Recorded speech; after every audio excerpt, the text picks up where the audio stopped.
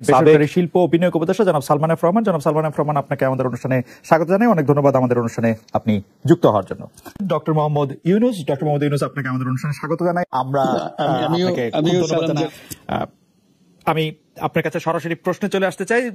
জনাব সালমান এফ রহমান, আপনি জানেন যে কাগজ না, আমি আসলে না, খবরের কাগজ ছাড়াও যদি আমি বলি, ইসলামী ব্যাংকের যে 30 জন শীর্ষ ঋণ গ্রহীতা ছিল, তার মধ্যে হচ্ছে যে যাদের 3 জনের কাছে সবচেয়ে বেশি ঋণ ছিল বা সবচেয়ে বেশি লোন ছিল, সেই 3টা কোম্পানি হচ্ছে এস আলমের।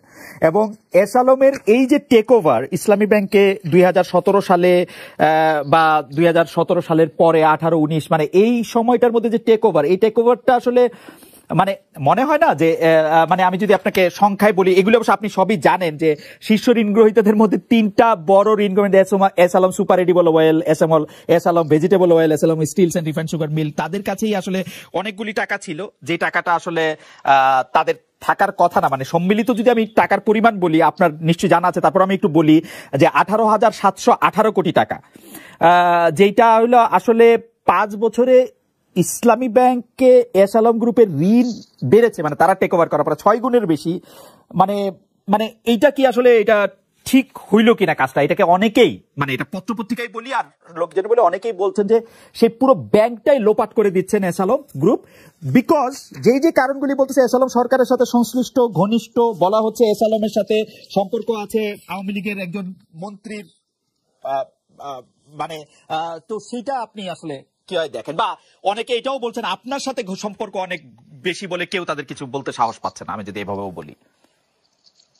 আমার সাথে সালামের কোনো সম্পর্ক নাই, ইন দ্য সেন্স দ্যাট আমি ওনার সাথে আমার কোনো বিজনেস রিলেশনশিপ নাই।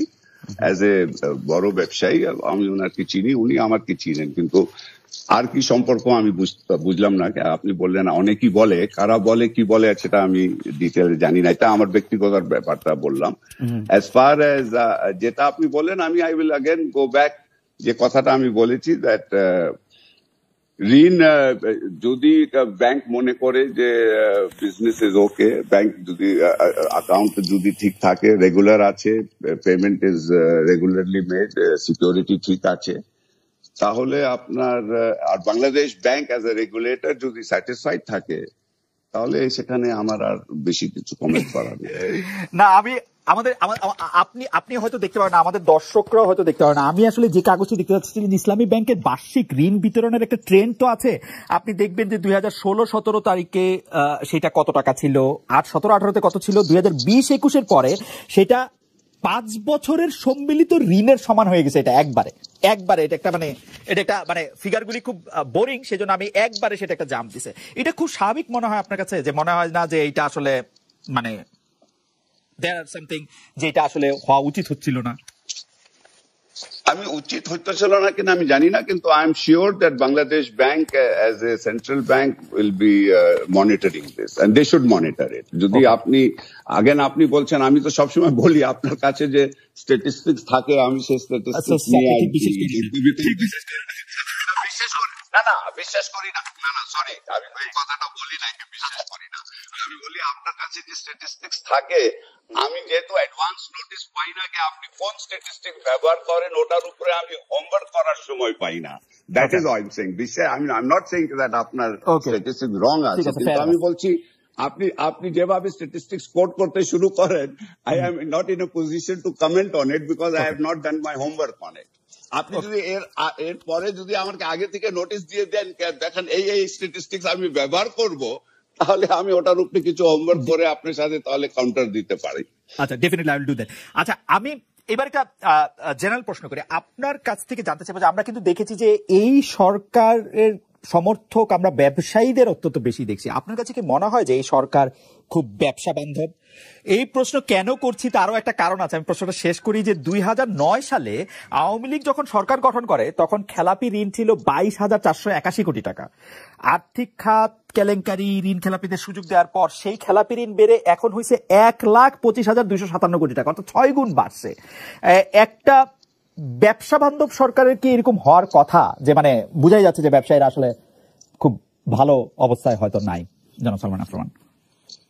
আমাকে আপনি বলেন দ্যাট আপনি যে বলছেন স্ট্যাটিস্টিক্স যে বললেন যে আপনার ঋণ খেলাপি বাড়ছে 6 গুণ, তো আপনি প্লিজ আমাকে বলেন অ্যাডভান্সেস, টোটাল ব্যাংক অ্যাডভান্সেস কয় গুণ বাড়ছে ব্যাংক অ্যাডভান্স 2009 থেকে এখন? আপনার how much has the total advances gone up? অ্যাডভান্সেসও বাড়ছে। What is the size of? হ্যাঁ, অ্যাডভান্সেসও বাড়ছে। কত বাড়ছে? 4 গুণের মতো বাড়ছে। তাহলে আপনি তো জাস্ট সেইং কে 1 গুণ থেকে 6 গুণ বাড়লে তো হবে না। আপনার আমার 2009 সালে আমার জিডিপি সাইজ ছিল $96 billion. Today my GDP size হলো $460 বিলিয়ন। আমার বাজেট সাইজ কত বেড়েছে? আর আপনি বলছেন ব্যবসায়ীরা খুশি আছে। 100% ব্যবসায়ীরা খুশি আছে, বিকজ মাননীয় প্রধানমন্ত্রী সবকিছু, কিন্তু আজকে আমাদের অর্থনীতির মূল চালিকা শক্তিটা হলো বেসরকারি খাত, এবং আজকে মাননীয় প্রধানমন্ত্রী যে জিনিসটা করেছেন, উনি বেসরকারি খাতের জন্য অনুকূল পরিবেশ তৈরি করেছেন। আপনার যেখানে, আপনি তো জানেন 1996 there was one television station, আজকে কয়টা টেলিভিশন স্টেশন আছে বাংলাদেশে? আপনার প্রাইভেট এয়ারলাইন কয়টা আছে? আপনার পাওয়ার জেনারেশন কয়টা প্রাইভেট আপনার আছে? আপনার ব্যাংকগুলি প্রাইভেট কত হয়েছে? ইন্স্যুরেন্স কোম্পানি কতগুলি প্রাইভেট হয়েছে? আপনার, আমি আপনাকে বলি, 2009 সালে আপনার ব্যাংকিং সেক্টরে 80% of the bank was nationalized bank, banking সেক্টরে, আর 20% was private bank। আজকে এটা টোটালি উল্টা হয়ে গেছে। তো আপনার কি, আপনি বলতেছেন যে ব্যবসায়ীরা ডেফিনেটলি, আর আপনি যেভাবে কথাটা বললেন, আপনি মানে আপনি ইমপ্লাই করতে চাচ্ছেন ব্যবসায়ীরা খুশি আছে বিকজ আমরা এখানে ঋণ খেলাফি বাড়ছে, তার জন্য ব্যবসায়ীরা খুব খুশি আছে। ব্যবসায়ীরা খুব খুশি আছে বিকজ তারা, আমি বরং উল্টাটা বলতে চাইতেছি, যেহেতু ঋণ খেলাপি বাড়ছে, তারা ঋণ দিতে পারতেছে না।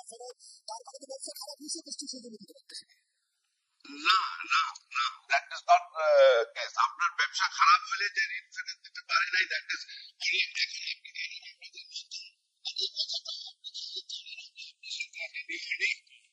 আমার কথা হয়েছে যে উইলফুল ডিফল্টার এন্ড মানে যারা ব্যবসায়িক কারণে যারা আপনার ঋণ খেলাফি হয়েছে।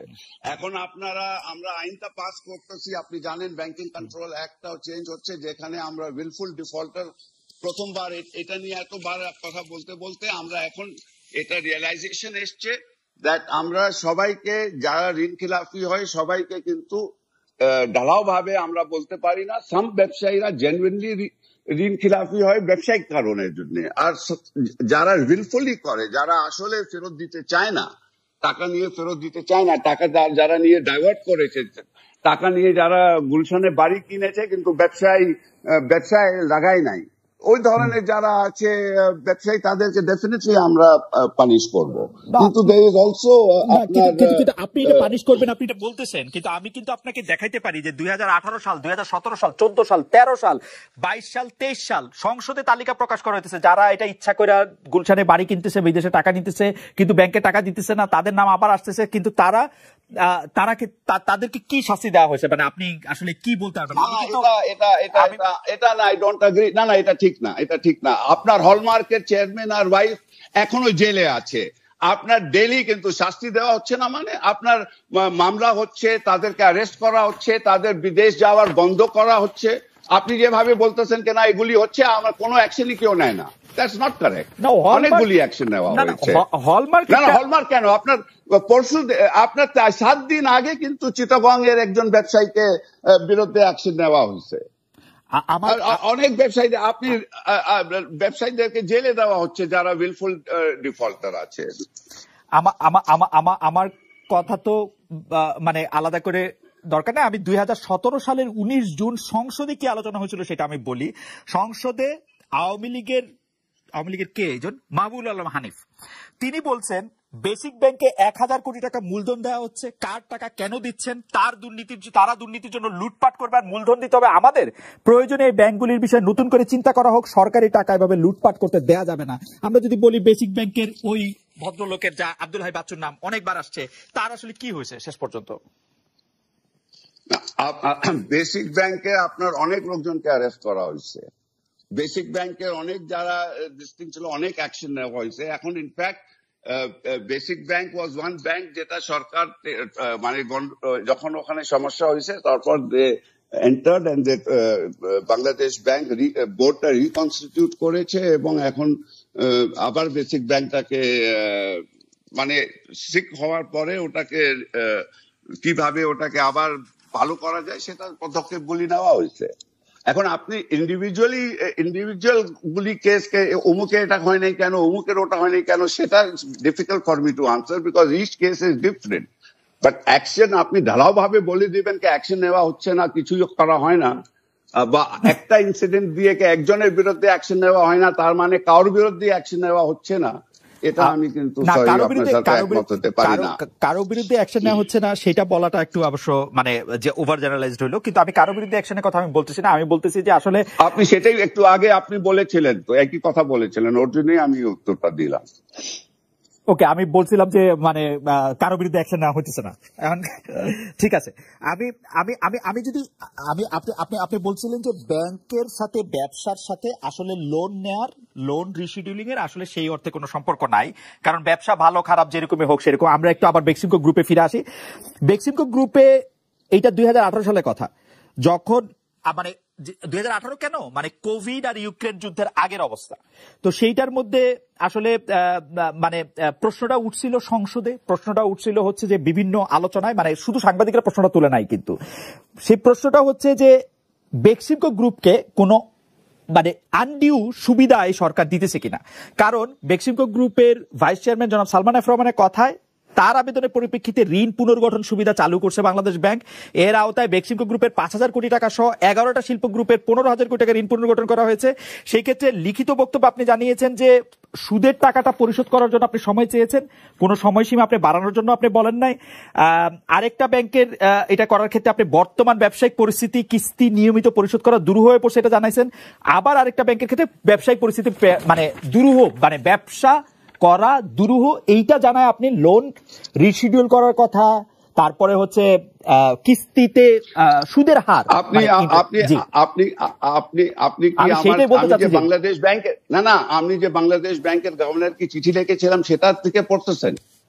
আপনি বাংলাদেশ ব্যাংকের গভর্নর থেকে যে চিঠি লিখছেন সেইটা এবং ব্যাংকের মধ্যে থেকে আপনি যে চিঠি লিখছেন যেভাবে আপনি বলছিলেন, যেমন ধরেন রূপালী ব্যাংকে আপনি 11% সুদের, আপনি আমি বাংলাদেশ ব্যাংকের যে গভর্নরকে যে চিঠি লিখেছি সেটা আছে কিনা আপনার সামনে?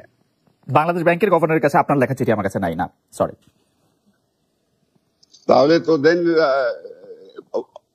মূল চিঠি যদি নাই থাকে তাহলে আমি রূপালীকে কি লিখেছি আর অন্যকে কি লিখেছি আপনি যেগুলি রেফারেন্স দিচ্ছেন, the whole story was that আমি দিয়েছি টু বাংলাদেশ ব্যাংক গভর্নর। আর বাংলাদেশ ব্যাংক গভর্নরকে আমি কি বলেছিলাম? আমি বাংলাদেশ ব্যাংক গভর্নরকে বলেছি যে 5 বছর যখন বিএনপি ক্ষমতায় ছিল তখন বেক্সিমকো গ্রুপের সব ঋণ সুবিধাটা বন্ধ করে দেওয়া হয়েছিল, যার জন্য Beximco group was absolutely on it's নিজ। তারপর 2 বছর আসলো আপনার আর্মি রুলে আমাদের সুবিধাগুলি তো বন্ধ ছিলই। আপনি জানেন আর্মি রুলের সময় বেক্সিমকো ফার্মাসিউটিক্যালের যারা কর্মকর্তারা ছিল তাদের বেতন দিয়ে আমাকে এলসি খুলতে হয়েছে। 7 বছর বেক্সিমকো গ্রুপের উপরে যে আমাদেরকে যেভাবে নির্যাতিত করা হয়েছে যার জন্যই আমরা ঋণ খেলাফি হয়েছিলাম। এই কথাগুলি আমরা বাংলাদেশ ব্যাংকের গভর্নরকে চিঠি দিয়েছিলাম এবং আমাদের বলেছিলাম যে এর জন্য শুধু আমাদের লোনটা রিশেডিউল করেন, আমরা কোনো ঋণ মাফও চাই নাই, আমরা কোনো সুদ মাফও চাই। অল উই ওয়ান্টেড ওয়াজ আ রিশেডিউলিং, আমাদেরকে একটু সময় দেন, যেহেতু 7 বছর আমাদের উপরে এই ধরনের।